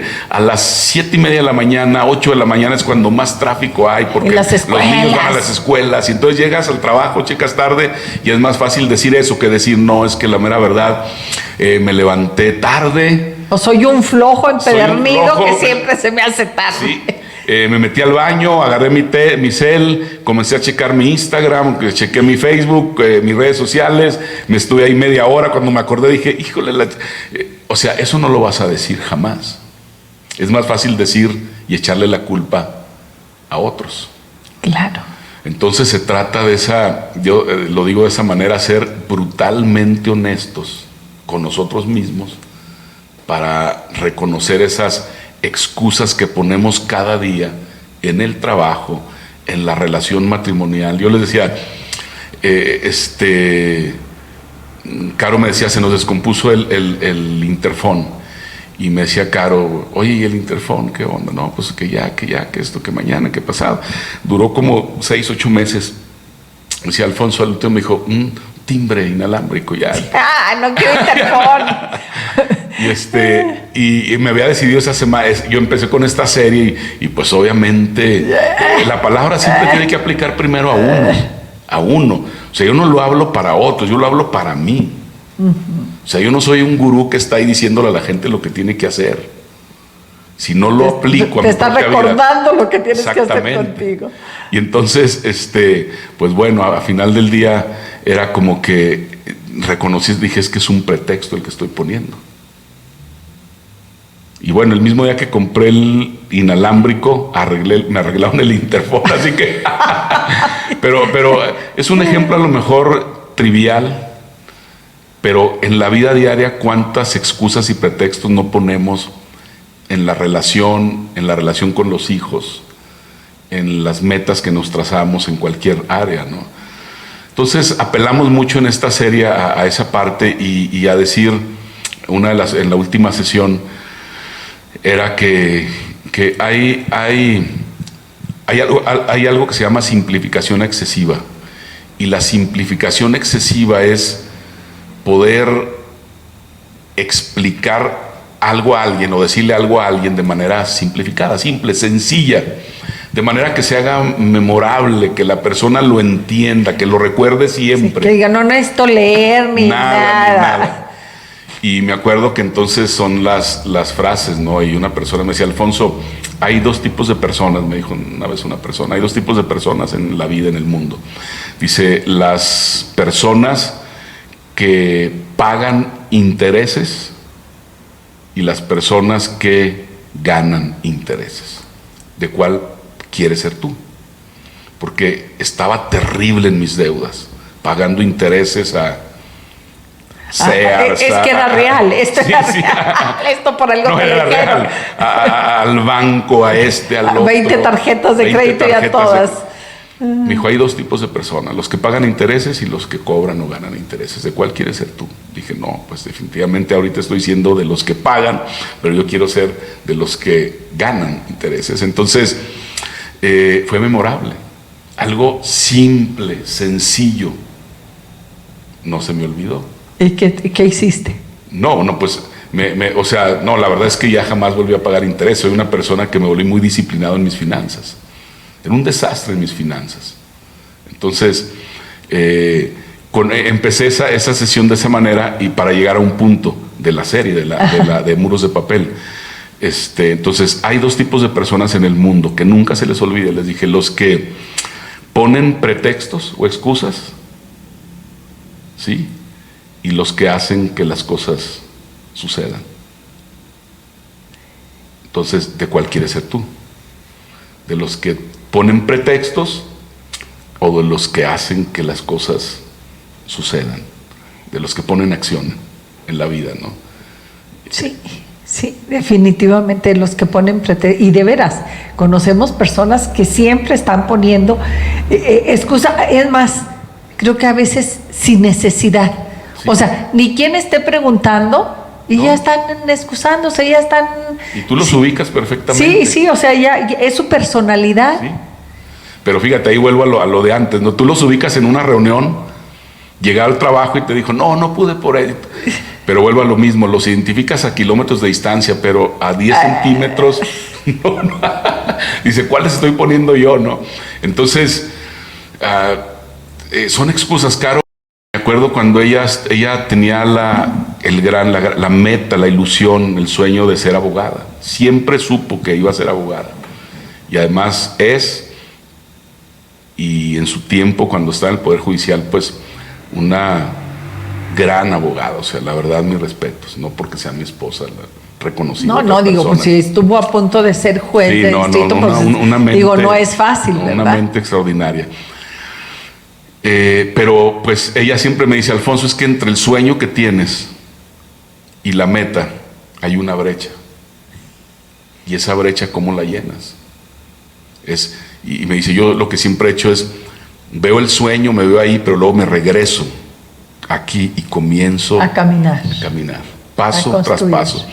Entonces ella tenía todo en contra, o sea, un esposo, como te dije hace rato, totalmente inmaduro. Ver si te doy permiso. Pero un obstáculo, una hija ya, y cuando entró a la carrera, embarazada, una vez, y luego ya con el niño, y luego a mitad de la carrera, el otro embarazo. Hijo. Entonces, ella pudo poner excusas y pretextos. Claro, y porque no fue fácil. Porque hay dos tipos de personas, los que ponen excusas y los que hacen que las cosas sucedan. Entonces, para ella era, porque yo era un obstáculo y ni siquiera recibía mi ayuda. Yo andaba que en la federación, en lo mío, muy creído, y entonces ella, pues tú arréglatela. Y entonces ella tenía que acudir a la mamá, a la guardería. No, ella llegaba... Giovanna, mi hija, desde prepa, la última parte de prepa, llegaba en la carriola con ella. A 2 de mis hijos les tocaron estar en la carriola en las clases, en leyes. Ándale, ni siquiera las dejaba encargadas con la mamá, se las llevaba a la escuela. A veces se las cuidaban, a veces no. Entonces, era estar de esa manera. Entonces, pues, o pones pretexto, o eres de las personas que va a poner pretexto, dice, es que yo no puedo estudiar una carrera. Cuando llegan con nosotros a decir eso, a Caro, dices que no me digas eso, por favor. No. Sin posibilidad económica, con los obstáculos que había, o sea, y además no solamente sacándola así, medalla Benito Juárez, o sea, ni siquiera un extraordinario, o sea, y además el promedio, sí quería ser abogada. El promedio más alto de su generación, ¿no? Entonces, sí quería ser abogada. Entonces, contrario, por ejemplo, yo tenía un sueño que después se volvió de otra manera, pero bueno, fue pretexto en un principio.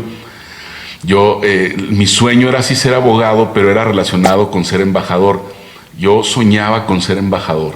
Yo decía, yo quiero estudiar una carrera de diplomacia, y la escuela que lo ofrecía era la escuela Matías Romero en la Ciudad de México. Creo que dependía de la Secretaría de Relaciones Exteriores. Pero era irme a México, no conocía a nadie, no tenía el recurso económico. Entonces, mis pretextos, sí, totalmente diferente. No lo hice. Claro. No lo hice. Y creo que igual, pues me hubiera ido. Claro. O sea, porque hay dos tipos de personas, decíamos en esa sesión, los que ponen pretextos o excusas, o los que hacen que las cosas sucedan. Sí. ¿De cuál eres tú? ¿De cuál es? Sí, porque, digo, ¿cuántos se van a estudiar solamente porque conocen a alguien? Pues claro que no. No. Pues nadie conoce a nadie en México en aquel Nadie. entonces. Fue una excusa mía, fue un Sí, pretexto. Sí, era un pretexto. Que claro, puede uno decir, ese no era mi camino, mis caminos de Dios o los caminos de Dios me iban a llevar por otro lado, pero en ese momento eran pretextos. Sí, totalmente lo fueron y entonces apelábamos mucho ya en esa parte final a eso, a esa parte de hacer que las cosas sucedan, ¿no? Pero hoy en la actualidad y nosotros y mi público que te está viendo, sé que ahorita estamos descubriendo, porque me incluyo, no en el muro en general, en que casi le puedo poner nombre a los ladrillos. Sí, así es. Casi le puedo poner muro no a los ladrillos, a los adobes. Sí. Dice uno, ¿y ahora cómo le hago para tumbar, para derribar este muro que yo solo he construido? Porque a veces, lo decíamos hace rato, pasa a ser parte de la personalidad, claro, esos ladrillos y esos muros, y ya le hice creer a todo mundo que es real ese muro. Sí. Ahora, ¿cómo te digo? ¿Qué crees? Todo lo que te he dicho antes es pretexto. Sí. ¿Cómo doy la cara? Y les digo, ese muro no existía, nomás te hice creer, me lo creí yo y te lo creíste tú. ¿Cómo salgo? ¿Cómo lo quito? Y esa es una gran pregunta, Pilar, y yo creo que hay varias cosas. En la parte final de la serie mencionamos varias cosas, voy a mencionar solamente algunas. Pero una de las maneras, entonces ahora sí, ¿cómo le hago para quitar ese obstáculo, para cruzar ese muro, para salirme de ese muro, de ese muro que he construido a mi alrededor y que no me permite pues ver muchas cosas, ¿no? Porque además estar dentro de ese muro hace que pierdas muchas cosas. O sea, pierdes muchas cosas. Me protege de lo bueno, y de lo malo y también de lo bueno. Sí, pierdes muchas cosas. No, porque recuerden, no es un muro de protección, es un muro de papel. O sea, de razones, de excusas. Sí. Entonces, te pierdes de algo. ¿De qué me perdí yo? Me perdí de quizás ser embajador. Sí. No sé, o sea, yo hoy puedo decir, no, pero es que pues mi destino estaba aquí, ser pastor y la iglesia. O sea, no, a ver, espérame. Sí. O sea, en ese momento fue una excusa y yo me perdí de algo. Punto. Sí. ¿El mundo o la gente se pierde de algo? Ay, es que no me digas, porque yo me estoy viendo todos los ladrillos. Te digo, no son ladrillos, son adobes. Pero bueno, a ver, ¿cómo le voy a hacer? Y ahí yo creo que una de las primeras cosas que decíamos es identificar tus muros. O sea, tú no puedes dejar a un lado algo que ni siquiera identificas qué es. O sea, pues a ver, ¿en qué área estoy poniendo una excusa en este momento de mi vida? O sea, tengo que identificarla así, total. Es que es en esto, aquí, en esta área estoy poniendo una excusa totalmente. O sea, porque si no, si no la reconoces, ¿cómo le haces? Es como los grupos de autoayuda, ¿no? La primera cosa cuando vas a un grupo de AA, incluso lo dicen, es que tienes que reconocer, pues, que el alcohol te sobrepasó y estás ahí metido en ese rollo, y mientras no reconozcas que eso sucede, ¿cómo trabajas en esa área? Porque pues para ti entonces no es un problema, no es una situación difícil. A ver, te voy a hacer una pregunta, y esto es porque de veras estoy viendo mis adobes. ¿Cuánto es por miedo? Sí. De hecho, no quisiera decir todo, pero la mayoría de las veces es por miedo. O sea, esas porque es excusas. Lo que estoy reconociendo, el miedo en mí. Sí, esas excusas son por miedo a lo que otros digan, por miedo a mí mismo, por miedo a nadie nunca lo ha hecho, por miedo a, o sea, siempre va a haber una dosis de miedo, siempre. Entonces, hay que lidiar básicamente ahí esa tensión del miedo en nuestra vida, porque a final de cuentas sí juega muchísimo, ¿no? Y el miedo surge porque alguien te etiquetó así en la secundaria, en la primaria, en la prepa, porque alguien te lo dijo, porque te la creíste. Porque sigue siendo una excusa, ese miedo sigue siendo una excusa. Sí, pero la disfrazamos de eso. Sí. Es real, o sea. Alguien también construyó ese miedo en mí. También, sí.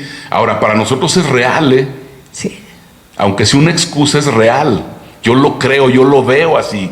Ya me creí esa mentira. Ya me creí esa. Ya me la creí. Entonces, por eso lo importante de poder identificarlo primero, para saber qué es que a qué le tengo miedo. Un ejemplo nada más. Caro y yo regresamos de Mazatlán una vez que estuvimos por allá. Ella se metió a la piscina, a la alberca, se andaba ahogando en así de agua, eran como 40 centímetros, ¿no? Y ella sentía que se ahogaba ahí. Le dice a mi hijo, mamá, nada más híncate, estás... O sea, ¿sí? Entonces ella tenía miedo al agua. Y yo creo que también tenía una dosis de miedo, quizá no igual que ella, pero también. Entonces regresamos, oye, necesitamos aprender. No, pero no vas a aprender a nadar, jamás vas a aprender a nadar. No, hombre, ya tienes 50 y tantos años. Y el año pasado dijimos, bueno, vamos a entrar a un curso de natación. Y entramos, y el miedo ahí estaba. Y Caro fue con lo que tuvo que trabajar. Y ahora ya te puedo decir, los 4 estilos de nado, los nada. Bueno, le falta mariposa nada más. Caro, me voy a juntar contigo porque soy del mismo club. Y yo le seguía, y bueno, yo me lesioné y luego ya regresé y aprendí a nadar también. No es lo mío, me gusta la natación, lo mío es otro tipo de deportes, pero me quité el miedo al agua. Pero como el miedo hacía que entonces me metiera yo en un muro del cual yo me estaba perdiendo de algo. Ay, estoy dando un ejemplo quizá trivial, ¿no? Pero eso aplícalo a los temas importantes de la vida. Por ejemplo, yo en un principio, al crecer de manera, no con mucha cuestión afectiva, y luego que mi papá no estuvo, mi mamá tenía que trabajar, con quien yo me crié, ese matrimonio, mi tía era mucho menor de edad que mi tío, él era mucho mayor de edad, él era muy proveedor, pero yo nunca vi un abrazo, un beso, nada. Entonces cuando yo me caso, muchos de mis años, incluso ya conociendo de Dios, estando en esa parte, era pues muy distante. Por esa razón, pero aparte porque yo dije, a ver, jamás nadie va a volver a dañar mi corazón. Te protegiste. Yo dije, mi papá, mi mamá, mi familia, de personas que yo jamás, no le voy a volver a dar la oportunidad a nadie de lastimarme. Y para eso entonces yo muestro una distancia, aunque esté cercano en la relación, una esposa, un hijo, una mamá. Fíjate. Entonces cuando yo empiezo a reflexionar en esa parte, dije, a ver, esos son pretextos, son excusas de que porque me fallaron a mí, de que porque yo no tuve ese modelo. Pero cuando yo lo identifico, digo, no, o sea, yo tengo que darle vuelta a esa parte. Y entonces dejar ese miedo a que me lastimen, o ese modelo que yo no vi. Y entonces ahí en esa parte, pues comienzas a trabajar esa parte, ¿no? Pero ser brutalmente honesto, vuelvo a lo mismo, en ir trabajando ya a diferente nivel en nuestra vida. Y como dices tú, desde temas triviales hasta temas que van sosteniendo tu vida. Sí, por ejemplo, imagínate mi matrimonio, pues, complicado, ¿no? Sí, o sea, siempre más distante, más así como que no es. Y ni se te ocurre en público, ¿eh? Menos. Sí, me decía Caro, yo por ejemplo ya estábamos en la noche en nuestra cama y todo, Caro se acercaba para dormir junto a mí y yo tieso, me decía ella así, tieso. Así como que tu espacio. Y todavía metía las sábanas. En tu lado y yo en mi lado, o sea, así. Entonces, Pero vuelvo a lo mismo, o sea, identifica tus excusas, tus miedos. Entonces, ¿de dónde viene el origen del miedo? Sí, entonces una vez que lo identificas, entonces comienzas a trabajar con eso. Una segunda cosa relacionada con eso es, hazte preguntas poderosas, ¿no? O sea, eso, a ver, ¿de dónde viene ese miedo? ¿A qué le tengo miedo? ¿A quién le tengo miedo? Y porque ahí debe de seguir habiendo una excusa, porque este miedo fue porque me hicieron daño. Pero es una excusa. Pero, o sea, tienes que ir destruyendo. Siempre va a ser una excusa, Pilar, la vas destruyendo, ¿no? Y en eso, ¿por qué eres flojo? O sea, preguntas, ¿verdad? Porque podemos ser flojos para algo, para la relación, para el emprendimiento, para el negocio, para perdonar. ¿Por qué no cuidas tu salud? O sea, ¿por qué eres flojo? ¿Por qué eres egoísta? Y es que estas dos cosas, flojo y egoísta, van de la mano. Dices, pero a ver, ¿por qué flojo y egoísta? Sí, porque si tú eres flojo, dices, no, es que yo no hago ejercicio, me da flojera cuidarme. Estás siendo egoísta al mismo tiempo. ¿Pero cómo? ¿Por qué estoy siendo egoísta? El ejemplo, la salud. Tú eres flojo en cuanto a tu salud, entonces eres egoísta. ¿Por qué egoísta? Bueno, porque tu problema de salud que tengas en un futuro, un día va a ser el problema de otra persona también. O sea, tú dirías, no, es que yo no me cuido, yo le entro al azúcar, y que al cabo soy yo, y es mi vida. No es tu vida. Tu irresponsabilidad va a terminar siendo la responsabilidad de otra persona. Que te va a tener que llevar en la andadera, te va a llevar a la diálisis, te va a tener que navegar, te va a tener que bañar, te va a tener que limpiar. Así que esa flojera va relacionada con el ego. Entonces, esas preguntas, ¿qué excusa entonces estoy poniendo en ese tema? Básicamente de la salud, ¿verdad? Por eso, porque sí pensamos que definitivamente pues es mi vida y solamente soy yo. No eres tú nada más. Y definitivamente tenemos que trabajar. O sea, no es nomás ver y así viene por esto y viene por lo otro. ¿No? Qué bueno, ya lo vi. No, es trabajar. Sí, lo identificas, haces buenas preguntas y luego reetiquetas. ¿Y cómo está eso? Yo les hago una obra, pues vete en el espejo y dite ahí, o sea, oye, Alfonso, en este tema, esas son puras excusas que tú has creado, que tú has construido. Y si tú las construiste, entonces tú las puedes destruir y comenzar a construir entonces la verdad en esa área que tú estás trabajando, ¿no? Y entonces comienzas a reetiquetar las cosas. A ese no perdono que abusó de mí cuando era niña o niño, a decir, sí, sufrí, me dolió, pero el no perdonar, he puesto puros pretextos para no perdonar, puras excusas, y las excusas es que me dolió, me sentí mal, quien debió haberme protegido no me protegió, al contrario, me lastimó. Pero al final del día es una excusa para no perdonar, porque esa falta de perdón te tiene en una cárcel. Vives amargado, amargada, en rencor. O sea, entonces reetiquetas esa parte, ¿no? Y comienzas a ser otra vez brutalmente honesto. Y ver los daños colaterales que quizá ese hecho te han llevado a cargar. Sí. Sí, y ahí paso a otra parte ahí, que entonces te hagas la pregunta, es, ¿qué estoy perdiendo por esta excusa que he puesto durante años? Y entonces ahí llegas y dices, híjole, ¿de qué me estoy perdiendo? Sí. ¿A quién he perdido en la vida? ¿A quién voy a perder el día de mañana?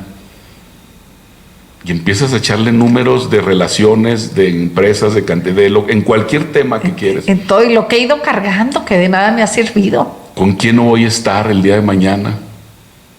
¿quién se va a ir? Voy a llegar un día a la casa y nomás va a estar una notita, ¿sabes? Que ya pasaron muchos años y ya... Ya no. me aventaste tanto de la cama que me caía y nos vemos. Sí. Ya no puedo, o sea, tus excusas me han matado, o sea, tus excusas. nos vemos, o sea, ¿de qué te estás perdiendo? ¿A quién vas a perder? ¿Qué va a pasar? O sea, la pregunta esa, ¿cuánto te ha costado? Y la respuesta, si eres honesto, honesta, va a ser mucho o todo, o sea, la pérdida es grande. O sea, las excusas nos hacen perder personas, relaciones, cosas en la vida de manera tremenda. Y sabes, Pilar, que el tiempo no pasa en vano, es decir, después vivimos una vida de arrepentimientos, o sea, me arrepiento de no haber ido, me arrepiento de no haber hecho, me arrepiento de no haber, puros arrepentimientos. Yo la verdad, yo decía algo, yo no quiero pasar mis últimos años de vida llenos de arrepentimientos, de hubiera, si hubiera hecho, no. Entonces para eso tenemos que trabajar con nosotros mismos, estas cosas que te digo ahorita, ¿no? Que digo, son más cosas, pero esto es muy fundamental para poderlo hacer. Pero yo creo que podemos empezar desde lo pequeño, desde lo trivial hasta lo profundo, porque obvio, para empezar por lo profundo debe de tenerse mucho valor. Sí. Y eso porque, te digo, entonces es, identifícalas, hazte buenas preguntas en el tema al respecto, retiquétalas, contéstate honestamente esa pregunta, ¿qué estoy perdiendo con todo eso? Y una última cosa es, cuéntaselo a alguien. Es decir, las relaciones interpersonales son importantísimas. Entonces el poder tener un coach, un mentor, un guía, llámale como tú le llames, es importante que tú llegues con una persona y le dices, ¿sabes qué?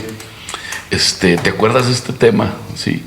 La verdad he reflexionado y me doy cuenta que son puros pretextos y excusas mías las que le he puesto a la relación o a lo que sea, ¿verdad? Y mientras te está escuchando la persona, si te conoce y hace vida contigo, seguramente ella está pensando, no sé si te digo o no te digo, pero sí, pues sí, yo ya lo había visto. Y el que no se había enterado eras tú. Sí, pero te faltaba que tú lo vieras. Sí, claro. Y me da muchísimo gusto, ¿verdad? O sea, claro. Qué bueno, o sea, le vas a hacer la vida a esa persona que ya sabía eso, que lo veía en ti, pero que tú no lo veías por lo que comentamos ahorita. Es más fácil verlo en otros que en uno mismo. Y que la persona se va a poner súper feliz de que tú realmente ya lo puedas ver de esa manera, ¿no? Entonces es una especie de rendición de cuentas. Ahorita que estamos a tiempo. Sí. Y entonces esto nos va liberando de muchas cosas y nos va entonces siendo más enfocados, siendo más certeros en lo que hacemos, ¿no? Y poner menos pretextos.